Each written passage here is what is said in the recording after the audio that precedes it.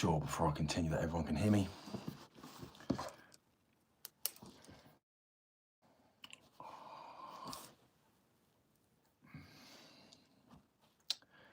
Had a few internet issues a minute ago, so hopefully you can hear me now, loud and clear.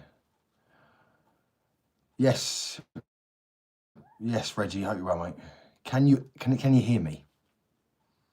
Can you see me? Is it clear or is it buffering? Better, yes. Evening. Hi, Danny. Yeah. Can you hear me? Loud and clear? Yeah. Okay. So I know it's a late one, but I've been basically sat here doing some behind the scenes work, obviously because it's important. So probably when we was in France, maybe maybe 3 weeks ago, we were walking along the beach doing what we were doing, and I stumbled across this.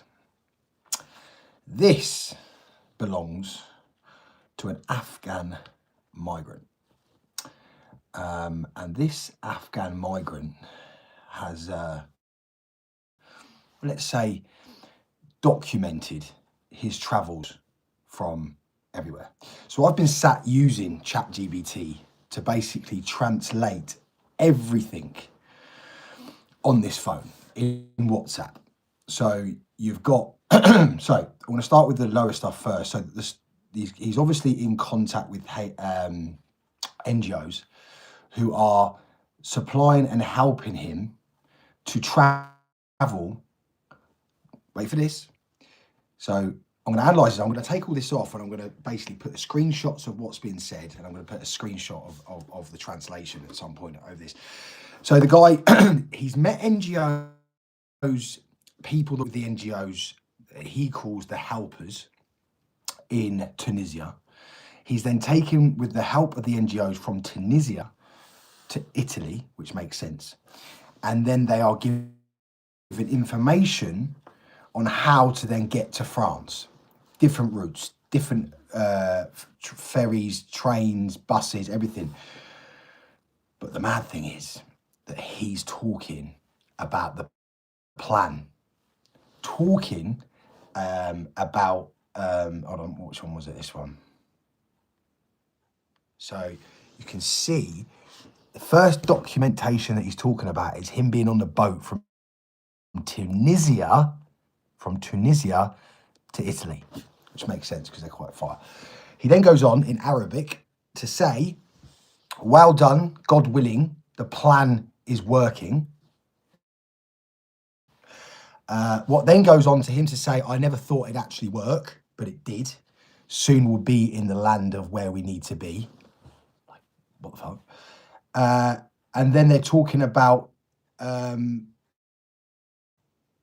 he then goes ghost for about a week. He says, because I've basically...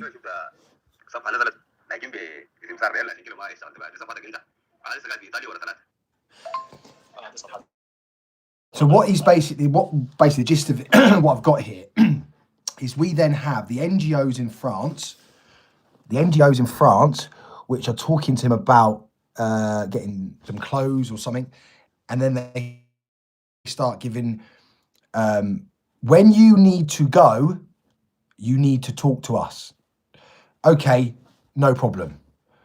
So, and I don't know who this lady is, but she's obviously from the French side. So this is an NGO that's helping them. So what I want to do is obviously I've analysed this phone for about 3 hours now. I've written down all of the stuff that we're finding, but there is clearly a lot of information on here that are good, that's gonna really help us to prove, that these men that say they're from war-torn countries, videos and pictures on here, which I won't show because it's his private stuff, but I've got video pictures here. He's living a happy life. This guy's living a happy life, and he just want, I'm not going to say that actually.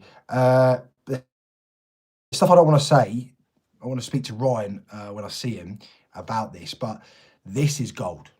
This is gold. This is absolute gold. I mean, he is even to the recent, people are still sending in WhatsApps now at on the 26th. He had a WhatsApp from someone, and then this guy here is saying, "Where are you? We need you."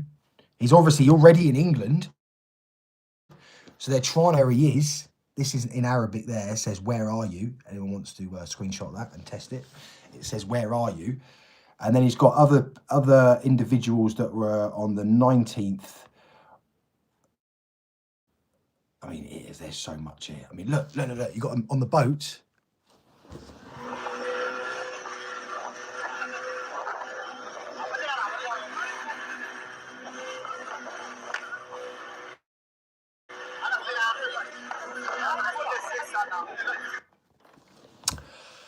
Yeah. You got another one.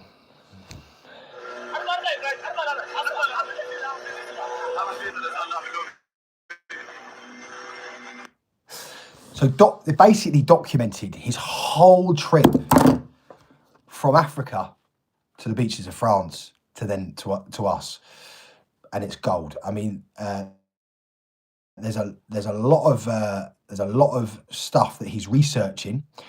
He's researching how to put, what was it? How to use a boat. How to, hold on, what we got here? It's mental, honestly. I couldn't believe it. When I started actually looking into this, I thought, oh my God, we've hit the gold dust here, because this literally, I can't remember where it was now. It was on the email. But yeah, we've got access. I mean, all of this stuff that's on here. I want to know all of this. Is this, what the fuck is this? I mean, there's a lot going on here that we need to know about. A lot. So we need to analyse it. We need to work out. But I just wanted to just let you know, because I just found it that this could be a real eye opener to really work out, to get rid of this notion that these men are, the left and the media, they're running away from, whatever, they're probably part, and they're running away because of the crimes they've committed. So it's just to say, a lot of information on this phone. We will find out exactly what's on there. It's clear the NGOs are helping them from Tunisia to Italy, and then somehow they're getting to France. We're gonna really get someone that knows what they're doing to analyse this and basically get everything off it and basically work out exactly what we've got here. There's a lot of pictures. Yeah, and they're all, I don't know. I don't really know what I'm looking at, but it's gold dust. But again, one of the things that's important is that, people understand that we're doing this properly. We're not doing this as a Mickey Mouse outfit. I mean, these type of things here, the documentation, we've got all the documentation we're going to analyse that proves that these people are being given residency in France, given asylum in France. They're not, they're France's issue. They should be given back to France because France have processed them. We haven't processed them. They've processed them. They should be given back to France. The whole thing is a boogeyman. This notion that it's all it is gangs. It's bullshit. Yes, I accept there are gangs, and I accept there's probably people that do pay, but the vast majority of these Sudan nationals who come in flip-flops and live in tents have not got €1,000 to give anyone. So yeah, another real good eye opener for Operation Overlord.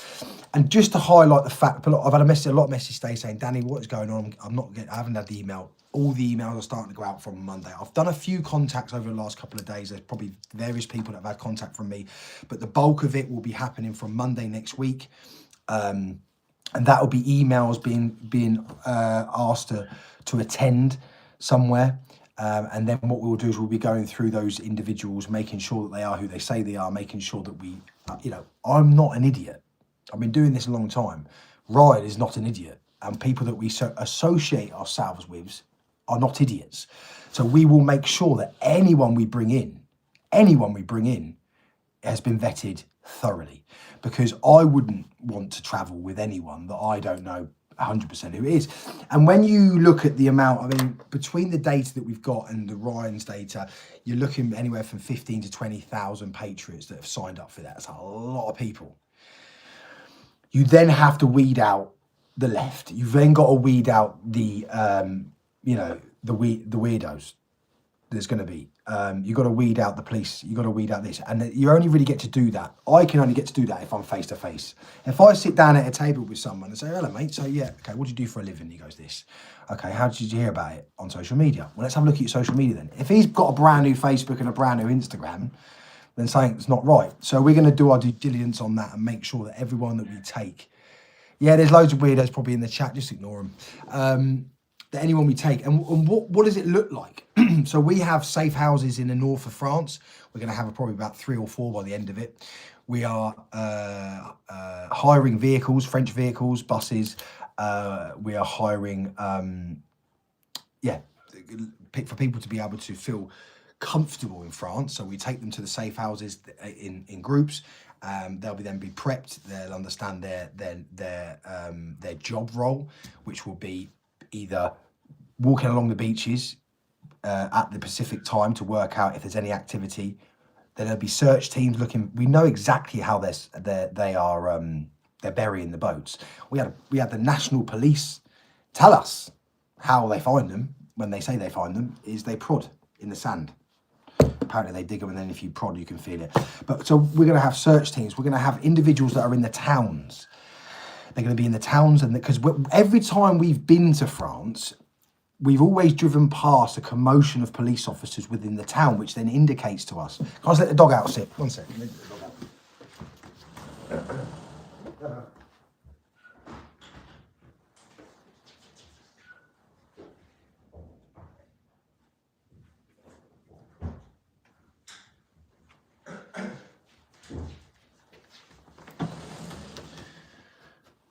Yeah, so, sorry about that. Yeah, so we'll have people in the towns, we'll have people that will be watching, everyone's going to be conned up, everyone will know. We're going to have people on different beaches. So it's a vast space, but it's not a vast space where they're leaving from. The coastline is a vast space. What we need to have teams on separate beaches, conned up, constantly understanding what's going on. They are the reason I actually think as well. The reason one of the evidence points towards is that they're not going unless the weather is perfect. So they're not going unless the waves are below a certain number, the wind is below a certain number, and obviously the normal rain and wind sort of stuff. So that being said, I find that quite ironic, really, because if you're a migrant and you just want to get to England and you just want to scourge off us and potentially commit crimes, you're not really bothered about the wave height and you're not really bothered about the wind. So it makes me think that